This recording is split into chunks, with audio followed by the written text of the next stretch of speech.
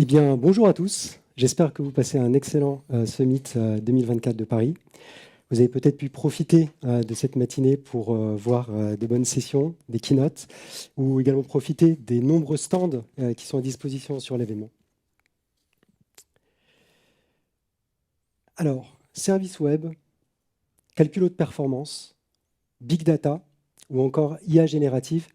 En fait, finalement, c'est qu'un petit échantillon des applications et des domaines pour lesquels le cloud AWS permet d'accélérer les applications et les idées de nos clients.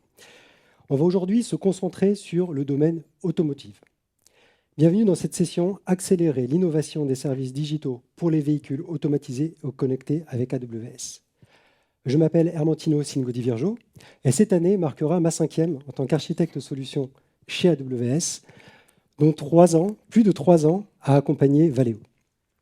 Je suis aujourd'hui avec Thomas Fabron, architecte solution AWS, également architecte solution AWS, et Alexander Martens, qui vous présentera l'utilisation du cloud AWS dans le cadre du département Recherche et Innovation RI chez Valeo. Alors au programme, lors de cette session, on va commencer avec Thomas qui va vous présenter les bénéfices de l'utilisation du cloud AWS pour les applications de l'industrie du monde automobile. Ensuite, Alexander vous présentera Valeo, avant qu'on rentre vraiment dans le vif du sujet, avec l'étude de l'architecture de la plateforme XR Core, qui est la plateforme d'innovation dans le cloud AWS de Valeo. Enfin, nous aurons 2 démonstrations sympathiques et on terminera la session par vous partager les points clés que l'on aura appris lors de cette session et également vous partager quelques pointeurs pour aller plus loin. Très rapidement, je te passe la parole, Thomas, pour l'introduction. Merci Hermantino. Bonjour à tous. Alors je vais vous présenter comment les services AWS et comment AWS adresse l'industrie automobile. Quelles sont les raisons qui poussent nos clients à choisir nos services pour leur cas d'usage autour des véhicules connectés. Et puis on verra aussi une architecture d'une application standard déployée sur le cloud AWS. Commençons par une petite histoire. Cette petite histoire, c'est l'histoire de Bertha Benz, qui était la fiancée et ensuite l'épouse de Carl Benz. Donc Bertha a commencé par investir dans l'atelier de son futur mari, ce qui lui a permis de développer la Benz Patent Motorwagen que vous voyez en photo. Et donc elle a été très impliquée dans la création de cette auto. Et donc on est au 19e siècle, en 1888, très exactement. Et au mois d'août, elle décide de prendre cette voiture sans l'autorisation de son mari, sans l'autorisation surtout des autorités. Et elle fait un voyage entre Mannheim et Pforzheim, une centaine de kilomètres au total à peu près. Et en fait, elle devient la première femme et la première personne à faire un voyage dans une voiture dans un but de loisir, et non pas pour une course ou pour des essais. Alors en fait, son voyage, il n'a pas été de tout repos. Elle a eu beaucoup de problèmes. Déjà, elle est tombée en panne d'essence. Donc elle est allée voir un pharmacien pour acheter de l'éther de pétrole. Ensuite, elle a une chaîne qui a cassé. Donc elle est allée voir un forgeron qui l'a aidé à réparer. Et enfin, elle a eu des problèmes de frein. Et donc, elle est allée voir un artisan qui l'a aidé. Et en faisant ça, du coup, elle a inventé en fait les plaquettes de frein qu'on utilise toujours aujourd'hui dans nos voitures. Alors pourquoi je vous parle de Bertha aujourd'hui? Déjà pour mettre en lumière cette personnalité exceptionnelle dans l'histoire de l'automobile, et pour montrer que pour arriver à son objectif, elle a dû innover, elle a dû trouver de nouvelles solutions. Et en fait, si on regarde l'industrie automobile depuis presque 150 ans maintenant, c'est une innovation constante. L'innovation n'a jamais cessé, et même récemment, l'innovation est même devenue un enjeu majeur pour le futur de l'automobile. Et vous verrez dans ce que vont vous présenter Hermantino et Alexander, l'importance de l'innovation. Et donc, aujourd'hui, pour innover, on a de plus en plus de de véhicules qui sont connectés au réseau et au cloud notamment. Et en fait, les services les services AWS vont permettre de créer ou d'apporter de nouveaux cas d'usage qu'on ne pouvait encore pas faire il y a quelques années. Et c'est un peu ce qu'on va voir aujourd'hui, justement. Alors, les cas d'utilisation, justement. Donc, les services AWS vont vous permettre de créer des cas d'utilisation du type l'aide à la conduite, enfin les systèmes d'aide à la conduite avancée, des systèmes pour gérer des véhicules autonomes, de la gestion à distance de véhicules, et puis des services de communication, d'assistance, et puis des services aussi de suivi des véhicules à distance. Et pour mettre en place ces services, il faut connecter des véhicules, il faut leur distribuer du logiciel, il faut distribuer des mises à jour aussi, il faut implémenter donc, les applications, les services que vous voulez implémenter et éventuellement ajouter un peu d'intelligence artificielle pour enrichir les services que vous déployez. Et donc le cloud AWS et les services associés vont aider les constructeurs et les équipementiers à créer ces nouveaux services et à les déployer. Alors justement, quelles sont les raisons qui poussent nos clients à aller vers les services AWS? On les a interrogés et voici ce qui nous remonte comme type de raison qui les pousse à utiliser le cloud. Le premier, c'est la scalabilité ou la mise à l'échelle. En général, on commence un nouveau projet par une expérimentation sur un cas très réduit. Ensuite, on commence à déployer, donc on a 1 million de véhicules à déployer. Puis après, ça marche, donc on continue, et puis on a 25 millions de véhicules à déployer. Et pour ça, il faut de l'infrastructure derrière. Et avec le cloud, ils ont cette infrastructure qui est immédiatement disponible. Et donc, ça leur permet de facilement déployer et rapidement déployer aussi, sans se poser de questions. Et c'est même la raison principale que nous disent nos clients, c'est qu'avec le cloud, ils règlent pas mal de problèmes qu'ils avaient sur leurs solutions existantes, des problèmes de capacité, des problèmes de disponibilité de leurs applications. Deuxième raison, multi-région, donc l'empreinte globale. Aujourd'hui, les constructeurs, les équipementiers, et vous allez le voir avec Valeo, ont une empreinte mondiale. Ils déploient des véhicules dans le monde entier. Donc quand ils déploient une nouvelle solution, il faut pouvoir la déployer dans le monde entier et avoir un déploiement de la partie back-end qui est au plus près des véhicules, parce que la latence peut être un facteur très important dans les solutions. Et donc les 33 régions, les 105 zones de disponibilité d'AWS qui sont réparties dans le monde entier, ça leur permet de déployer leurs applications au plus près des véhicules et d'avoir de meilleures performances. Et dernier point que je voudrais aborder aujourd'hui, la partie fiabilité et sécurité. Les zones de disponibilité AWS sont conçues pour être indépendantes les unes des autres. Et donc ça vous permet de concevoir des applications qui sont plus résilientes, qui résistent mieux à des pertes de zones de disponibilité, par exemple. Sécurité. La sécurité est toujours un élément essentiel que l'on met dans la conception de tous nos services. Et donc, aujourd'hui, quand vous utilisez AWS, vous pouvez par exemple chiffrer les données en transit, vous pouvez chiffrer les données au repos, et vous avez à votre disposition un peu plus de 300 fonctionnalités liées à la sécurité, à la conformité. Donc, vous pouvez aussi implémenter dans vos solutions la sécurité qu'il faut et qui est indispensable dans le cas de véhicules connectés. Toutes ces raisons font que, si on regarde par exemple le service AWS IoT Core, on a aujourd'hui plus de 270 millions d'appareils qui sont connectés quotidiennement sur le service. Et parmi ces 270, la plupart, enfin une grosse part, sont des véhicules connectés justement. Donc une plateforme qui est assez largement utilisée sur le secteur et qui a déjà fait ses preuves. Si on regarde maintenant l'architecture à peu près standard d'une plateforme pour des véhicules connectés, et vous retrouverez des éléments dans ce qui va vous être présenté juste après. Vous avez donc la couche la plus basse, c'est la partie hardware qui est embarquée sur le véhicule, avec du calculateur, avec du matériel qui permet de faire de la communication réseau. Il y a par exemple un réseau 5G avec le back-end qui est dans le cloud. Par-dessus, vous avez une couche de communication avec le transport MQTT qui est aujourd'hui le standard du marché pour communiquer. Et donc, il vous faut un broker MQTT tel que AWS IoT Core.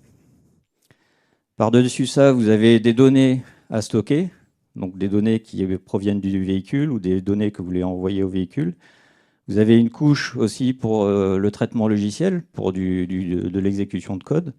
Donc, par exemple, si vous containerisez vos applications, vous pouvez utiliser Amazon Elastic Kubernetes Service. Par-dessus, vous supervisez bien sûr la flotte de véhicules que vous gérez. Et enfin, la dernière couche, qui est un peu la raison première de pourquoi vous avez déployé toute cette infrastructure, c'est vos applications, vos cas d'usage, tout ce qui fait votre valeur ajoutée et toute votre valeur ajoutée dans ce que vous déployez.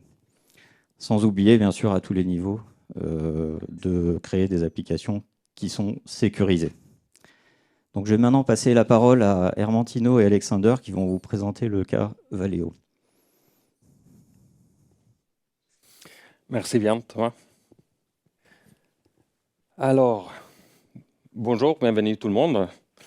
Je suppose que si vous êtes là, c'est parce que vous avez un certain intérêt dans le monde de l'automobile, ou bien que vous travaillez chez Valeo, ça pourrait être aussi.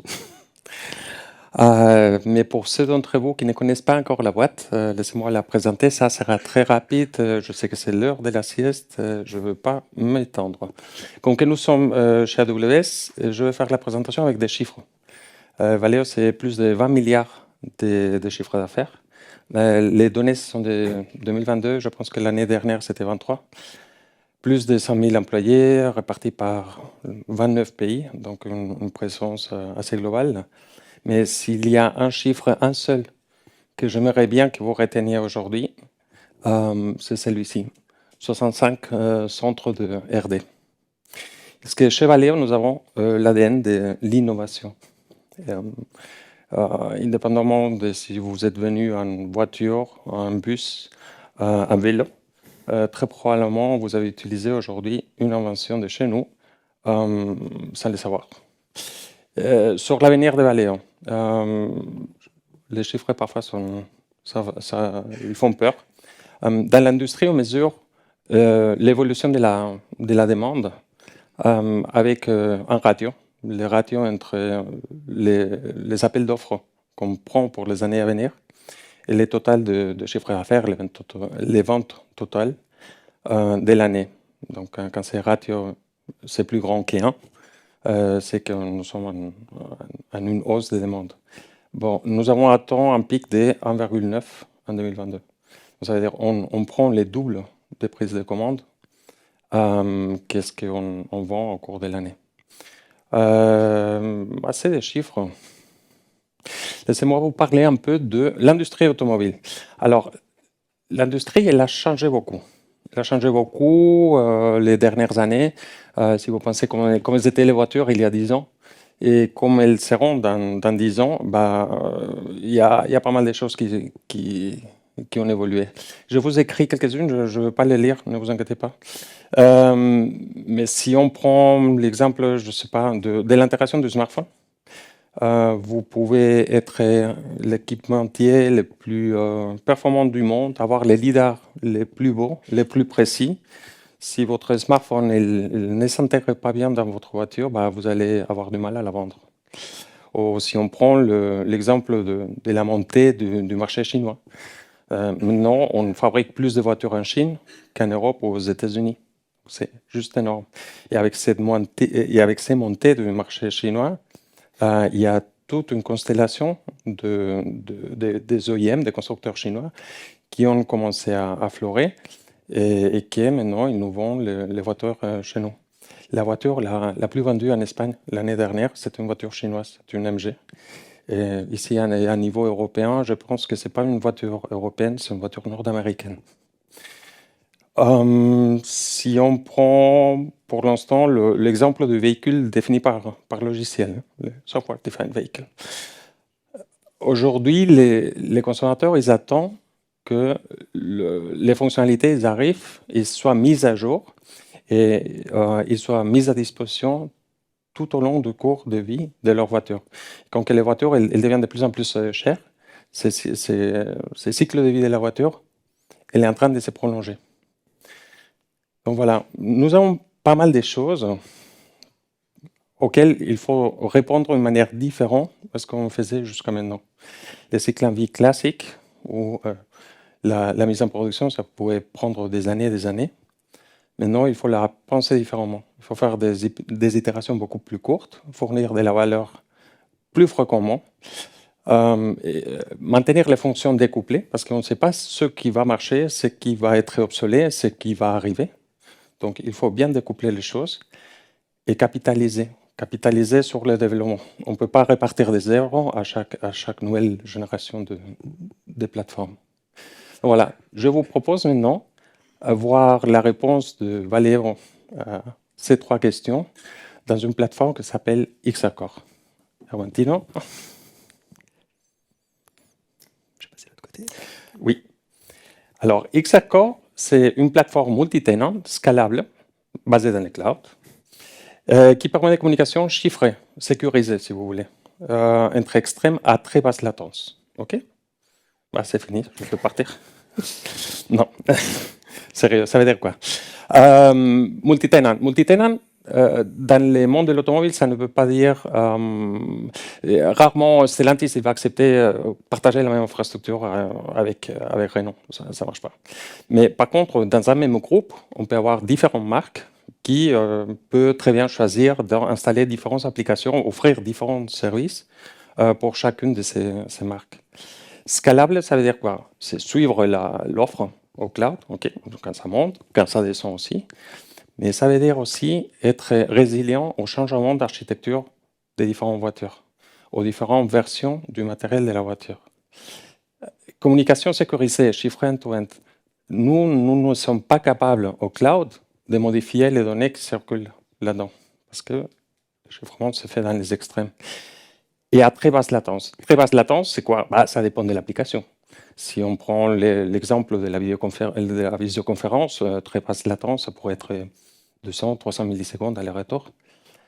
Si on est dans des autres applications un peu plus poussées, comme la téléopération de voiture, la très basse latence, c'est de l'ordre de 120, ça dépend de la vitesse à laquelle on opère, mais 120 millisecondes aller-retour pour une voiture qui circule à 10 km/h. Donc voilà.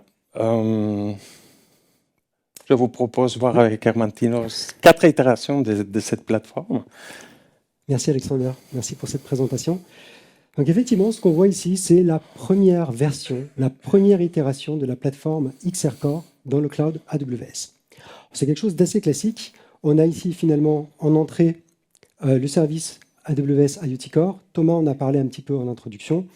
C'est un broker IoT qui permet d'utiliser le protocole MQTT, qui est un standard de l'industrie. Donc jusqu'ici, tout va bien. Donc c'est une bonne chose, là, l'utilisation d'un service managé. Vous n'avez pas refait votre propre broker, par exemple, dans une instance EC2. Ensuite, on a ici, au milieu, la partie vraiment applicative qui va être déployée dans des instances EC2. Et enfin, sur la droite, on va avoir la couche de persistance qui a ici la forme d'une base de données relationnelle managée par Amazon RDS.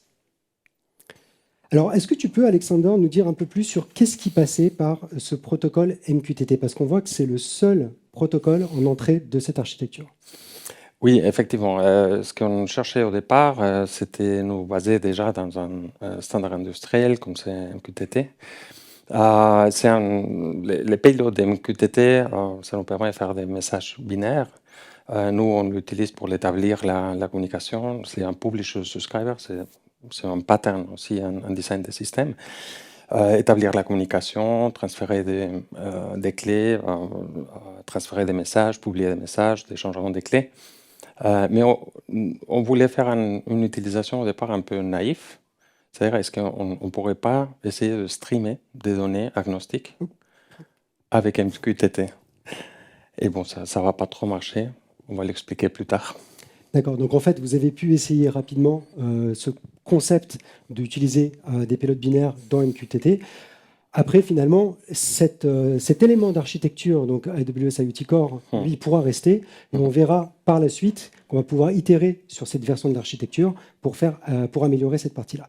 Peut-être autre chose qu'on peut voir ici, c'est, on peut noter qu'il n'y a pas d'observabilité encore qui est intégrée dans cette version de l'architecture, mais ça encore, ça va sûrement évoluer par la suite. Donc si on fait un peu le résumé de cette première version, on a une très bonne base pour itérer. On a déjà quelque chose qui est déployé dans les instances EC2 qui permettent déjà d'avoir le but recherché, donc le traitement des données qui arrivent par MQTT.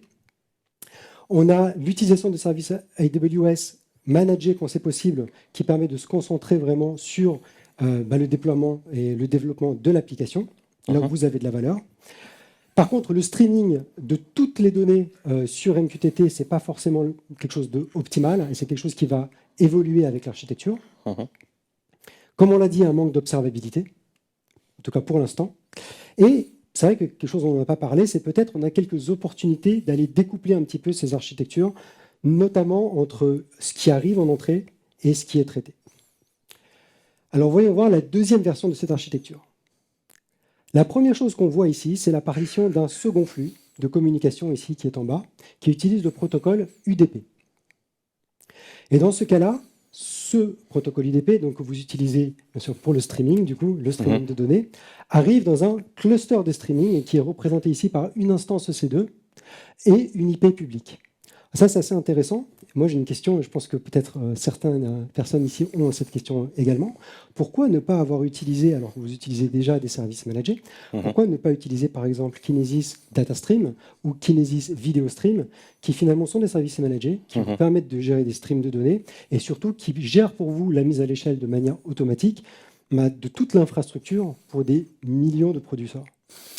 Oui, alors il y a des bonnes raisons. Il y a des bonnes raisons. La première, la plus évidente, c'est Kinesis Video Stream, c'est pour des vidéos. Nous voulions rester agnostiques du type de données qui circulaient là. Je pense au lidar des vallées ou je pense au sonar. Donc on ne voulait pas se restreindre à juste streamer la donnée. Après, Kinesis, en général, Data Stream ou Video Stream, les deux, ils ont besoin d'un producteur, que c'est côté voiture. C'est pas toujours facile l'intégrer, donc l'intégration elle n'est pas simple. Et après, on a encore l'histoire d'avoir une très basse latence. Donc pour nous, une très basse latence, ça voulait dire que l'entrée et la sortie du cloud, elle devait être vraiment très proche. Donc on avait fait ces premiers choix de dire on va faire un cluster qui est stateful, en prenant et en faisant que tous les participants du même meeting ils s'est connecté exactement au même endroit. D'accord. Donc effectivement, ce qui se passe ici, c'est qu'à chaque fois qu'on va avoir une nouvelle session, on va nous donner une IP publique, qui est l'IP publique d'entrée ici du cluster de streaming. Et une fois qu'on commence à streamer des données, après, on est de manière stateful rattaché à cet élément du cluster. Ce qu'on peut voir également ici, c'est l'utilisation de deux nouveaux services qui résout un peu le problème qu'on avait, en tout cas l'opportunité d'amélioration qu'on avait autour du découplage.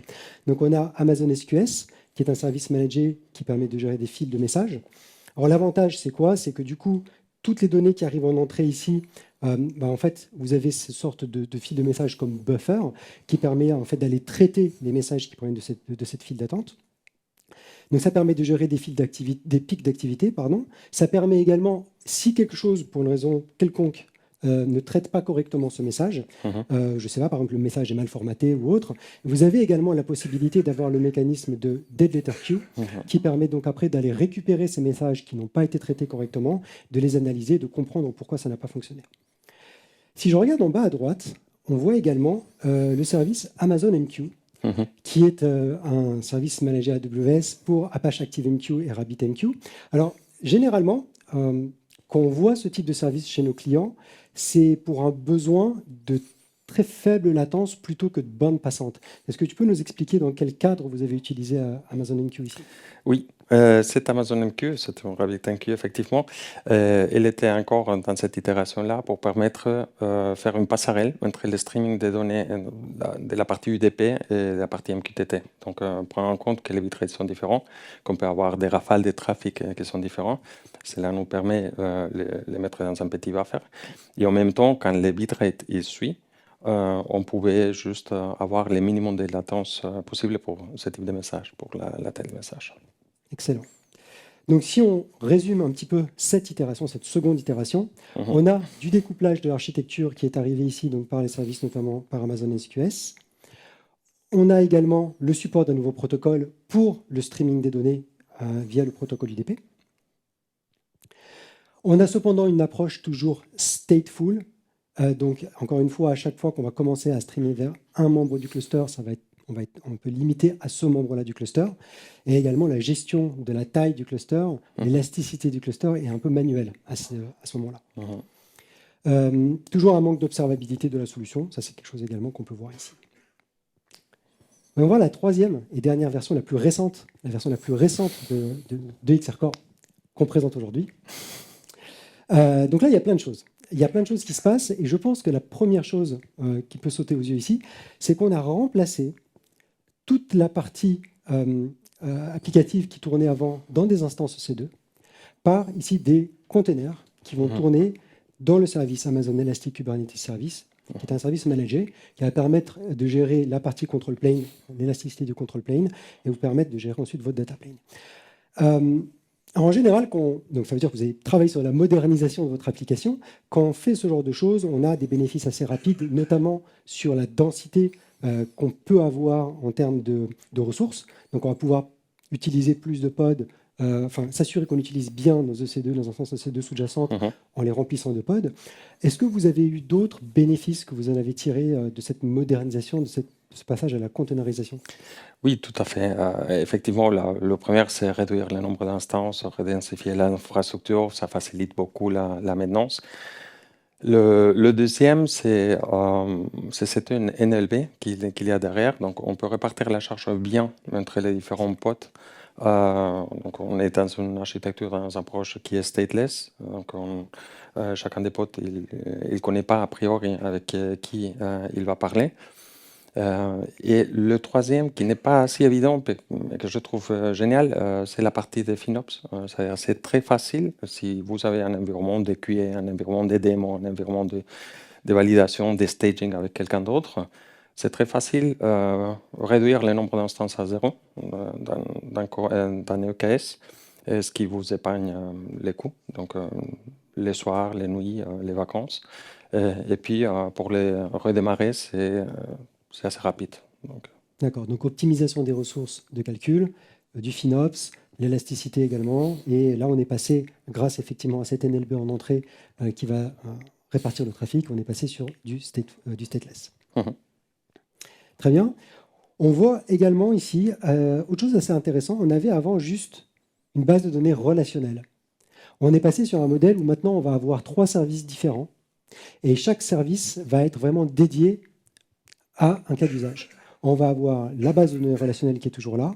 On va avoir le service managé Amazon DynamoDB qui est un service managé NoSQL clé-valeur que vous allez pouvoir utiliser pour les cas d'usage où vous pouvez par exemple enregistrer vos numéros de session, etc.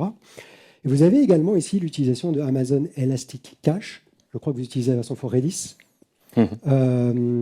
Pour la partie caching de l'application. Donc on a vraiment une diversification et une spécialisation des services de base de données.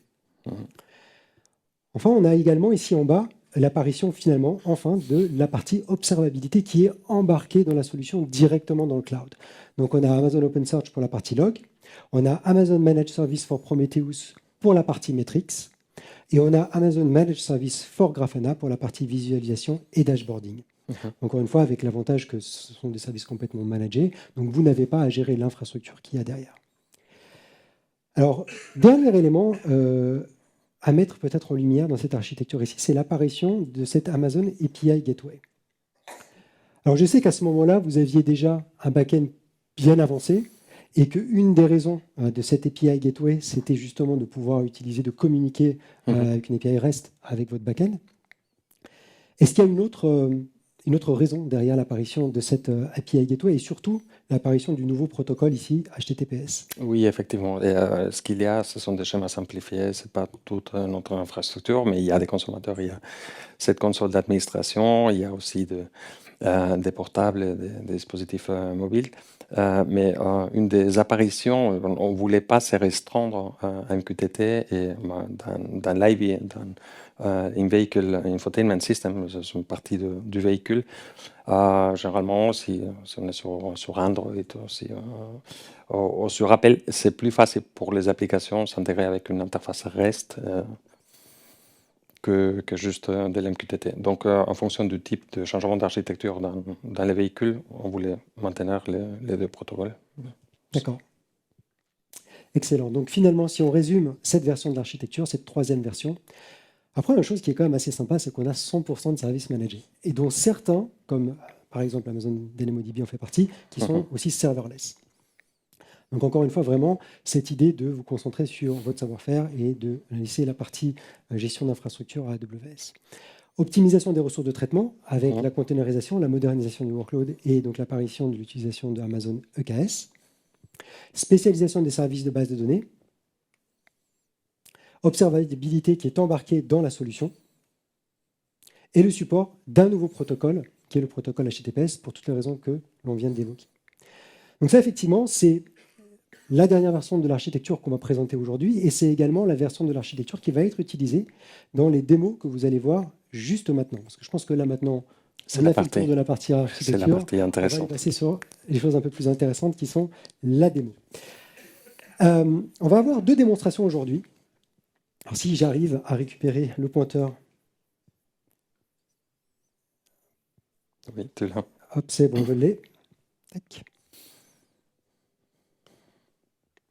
Je vais devoir rester au niveau du pupitre pour pouvoir faire des plays et des pauses sur la vidéo. Alors, la première démonstration qu'on va voir, c'est Panorama XR. Alors, c'est une vidéo qu'on a eu, que j'ai eu la chance d'aller tourner il y a 2 semaines, donc, dans les locaux de Valeo. Donc, c'est vraiment la piste d'essai des locaux de Valeo qui sont à Créteil. C'est à Créteil, c'est le MTC. Et ce qu'on voit ici, donc, c'est une application qui tourne sur smartphone et une voiture réelle qui est filmée en même temps. La voiture que vous voyez dans le smartphone, c'est un modèle en 3 dimensions qui est reconstruit.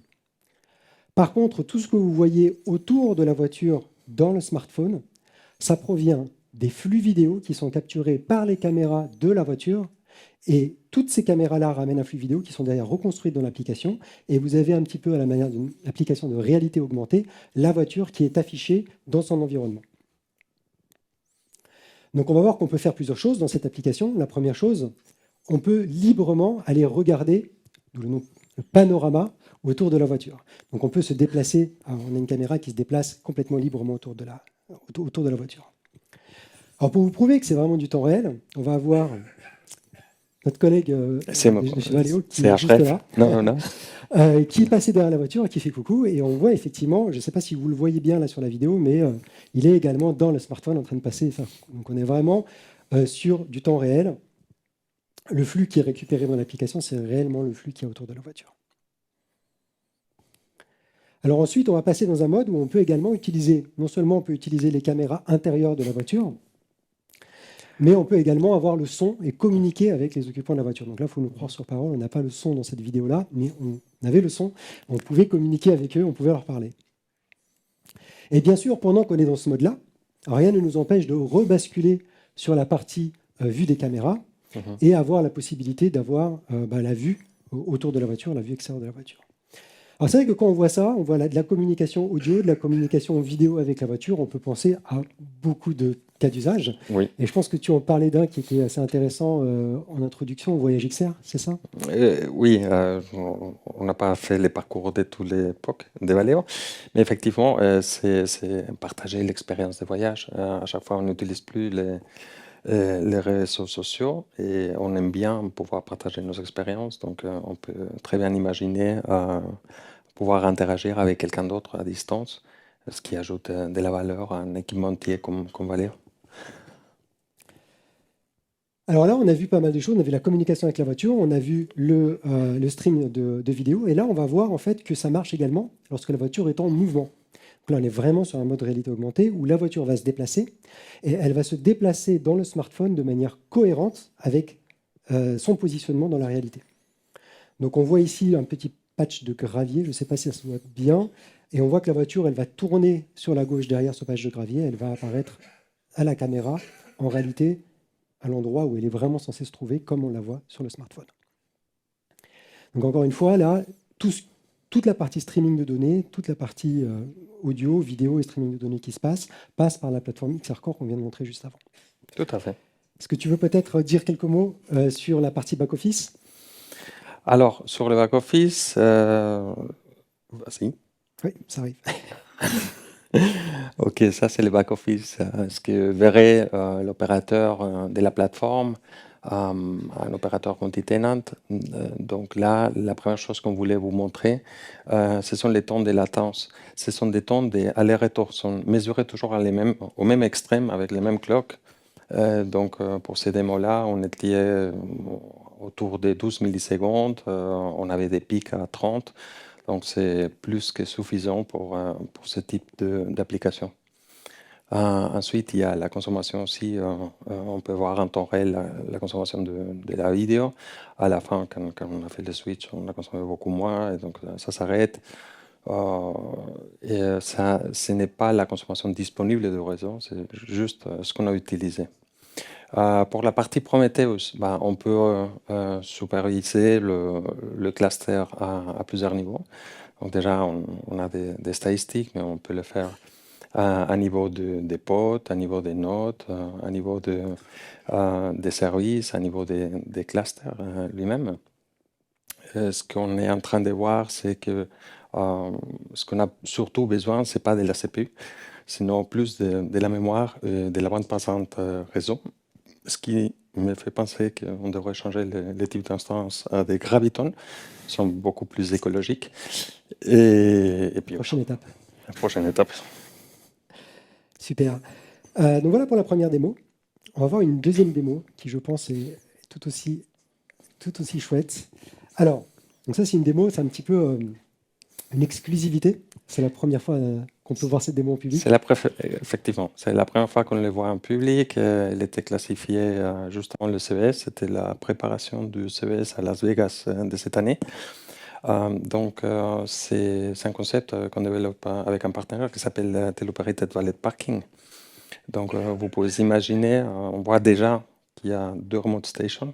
David, qui est en train d'opérer cette solution. C'est une vraie voiture. Et on est capable de pouvoir conduire la voiture à distance pour faire du valet de parking. Donc, si vous allez au restaurant, comme on allait à midi, qu'il y a un valet de parking ici. Donc, si vous êtes un voiturier, vous pouvez penser que s'il fait froid et c'est la nuit, c'est beaucoup mieux être chaud. Et on peut se partager les voitures entre 2 ou plus remote stations. Alors, je voulais juste m'assurer qu'on ait bien une bonne compréhension de ce qu'on est en train de voir à l'écran. Donc, c'est quelque chose qui se rapproche pas mal dans le concept de ce qu'on a vu avant. Donc, on a du stream qui arrive depuis la voiture. On a peut-être un peu plus un focus ici sur la front caméra, sur la caméra frontale, avec une meilleure résolution. Sur la gauche et sur la droite, on a des modèles de la voiture qui sont reconstruits en 3 dimensions. Mais comme l'a précisé Alexander, au final, ce qu'on voit ici, c'est vraiment un flux qui vient d'une vraie voiture qui évolue sur un vrai parking. Et cette voiture, elle est pilotée à distance depuis ce cockpit, depuis ce volant de simulation, par un opérateur. Ok. Donc, là, David, il se rapproche à une place de parking. Est-ce qu'il était aussi innovant? On avait déjà montré la téléopération sur des autres événements. Mais ce qui était innovant cette année, c'est qu'on a amélioré l'intégration et maintenant on peut déclencher des fonctions avancées de la voiture. Donc là, il demande à la voiture, il repasse le contrôle à la voiture et en appuyant sur la tablette, et il déclenche le park assist. Donc là, c'est la voiture qui va utiliser le système de parking automatisé qu'il y a déjà pour s'égarer. Et hop. on voit bien le retour du volant. C'est ça. Donc, il y a bien une communication aussi bidirectionnelle, c'est-à-dire que l'opérateur est en mesure d'envoyer des commandes à la voiture, non seulement des commandes simples pour, par exemple, déclencher le parking, mais également des commandes de pilotage. Mhm. Mais en plus, lorsque la voiture, elle envoie des changements sur le volant, Mhm. ces changements sont retranscrits dans le cockpit. Mhm. Et alors, effectivement, là, il aurait pu se garer tout seul, mais finalement, le fait d'avoir déclenché, d'être en mesure de déclencher cette capacité de se garer de manière automatique, on a vraiment la convergence ici entre la partie véhicule connecté et la partie véhicule automatisé que l'on peut déclencher à distance. Tout à fait. Donc là, ce qu'on voit, c'est que la voiture, elle a fini de se garer. Il répare les contrôles et maintenant, il demande à la voiture de sortir à nouveau. Pouf! Et il appuie sur les freins et il récupérera le contrôle de la voiture à la fin de l'opération pour pouvoir sortir. Donc à tout cela, l'autre remote station elle continue à avoir le flux des vidéos, mais on voit bien que son volant il tourne pas parce qu'on connaît bien qui est en train de contrôler à chaque moment. Juste, on a vu, je ne sais pas si vous avez pu voir, le modèle 3D de la voiture, c'est comme dans Panorama tout à l'heure. Effectivement, la voiture, elle ne peut pas se voir de l'extérieur, donc il y a un mode qui permet de reconstruire cette voiture et d'avoir une sorte de vue à la troisième personne de la voiture. Par contre, il s'agit toujours d'une vraie voiture. Et encore une fois, il aurait pu également sortir tout seul finalement de ce parking. C'était juste pour Tout à fait. la démontrer la capacité à se garer automatiquement et à sortir automatiquement de la place de parking, et ensuite pour reprendre la main sur les opérations. Tout à fait. Super. J'espère que les deux démos vous ont plu. Peut-être, là c'est vrai qu'on a vu pas mal de choses, on a vu différentes itérations de la plateforme, on a vu comment on l'a fait évoluer, on a vu tout ce que vous avez pu construire dessus, qui est vraiment génial. Est-ce que tu peux nous dire un petit peu, du coup, c'est quoi la suite? Les prochaines étapes. Alors, on est en train, un peu court de temps, donc je vais accélérer, mais basiquement, jusqu'à maintenant, on a vu que Hexacore il est capable de faire toutes ces communications, tous ces cas d'utilisation de communication à basse latence, mais on ne va pas toujours serrer des vis avec un marteau. Donc, on peut penser avoir plusieurs plateformes différentes sur lesquelles capitaliser, qui n'ont pas à voir forcément avec les cas d'utilisation du temps réel. Il va falloir bien les fédérer, toutes ces plateformes. Donc, la première chose qui nous manque, c'est un service de discovery pour savoir où est-ce que les voitures il doit se connecter, s'ils sont chinoises, s'ils ne sont pas chinoises, s'ils sont en train d'être troubleshootés, monitorés, etc. Un registre central où lesquels les différences, on va construire un service mesh, non? Meilleur des services en français, où les services ils vont pouvoir être monitorés, on connaîtra l'état de santé de chacun des services, on pourra aussi avoir les informations nécessaires pour pouvoir faire qu'ils communiquent entre eux. Et une dernière chose avec ces services mesh, c'est que cela va nous permettre de déployer dans des zones où maintenant on n'est pas capable de déployer, dans le mobile edge computing, en local zones, en outpost, ou si on n'a pas les choix, on n'a pas toujours les choix chez un autre CSP. Super. Écoute, merci beaucoup Alexander. On va repasser la parole à Thomas qui va vous faire la conclusion. On se retrouve dans 2 minutes. Ouais, Merci. merci à tous les deux. Des démonstrations assez impressionnantes. Alors j'ai eu la chance d'être aussi présent pour les prises de vue Panorama. Et Panorama, c'est donc on a la petite application sur sa smartphone, donc on fait tourner avec son doigt et on se dit oui bon, je suis dans un jeu vidéo là, Gran Turismo, je choisis ma voiture. Puis à un moment on se rend compte qu'il y a une personne qui passe sur la vidéo et en fait c'est la vraie personne, c'est la même personne qu'on voit en vrai juste à côté. Et on se rend compte que c'est pas un jeu vidéo, en fait, c'est vraiment la vidéo au temps réel qu'on voit en 3D reconstituée. Et là, c'est une expérience assez déroutante au début et plutôt pas mal à voir. Alors moi, je suis architecte. Donc de cette présentation, je retiendrai trois éléments clés. Le premier, vous l'avez bien vu, l'utilisation des services managés. Pourquoi s'embêter à installer un moteur de base de données MySQL ou Postgre quand vous avez RDS? Si DynamoDB est le bon service, utilisez-le. Vous avez vu, ça permet de démarrer rapidement, ça permet d'aller plus vite. La mise à l'échelle est gérée pour vous, la sécurité est gérée pour vous avec toujours le modèle de responsabilité partagée d'AWS. Donc, utiliser les services managés quand ça fait du sens. Et ce que j'ai aimé aussi, c'est pas le service managé à tout prix. Il y a des cas où les services managés ne vous permettent pas d'être différenciants ou ne vous permettent pas d'implémenter votre cas d'usage qui va vous permettre d'arriver à ce que vous voulez. Et donc, dans ce cas-là, vous n'utilisez pas le service managé. Et on l'a vu sur Kinesis Video Stream, ça répondait pas aux besoins de Valeo, ils ne l'ont pas utilisé. Donc ça, c'est une bonne pratique aussi pour moi. Deuxième point à retenir, itérer. On a vu 3 itérations de la plateforme, avec à chaque fois des améliorations, des choses qui changent. Si on se trompe, on n'hésite pas à abandonner des choses et à prendre une autre direction. On a vu au début, première itération, l'ambition de tout faire passer par MQTT. C'était pas une bonne idée, tant pis. On utilise un autre protocole en plus, on améliore la plateforme. Et du coup, on profite de ce feedback qui est constant pour améliorer la plateforme. Et dernier point, faites plaisir à votre architecte, capitalisez. Si vous parlez de capitalisation, de réutilisation, vos architectes sont contents. Et je pense qu'on a eu un bel exemple dans cette présentation.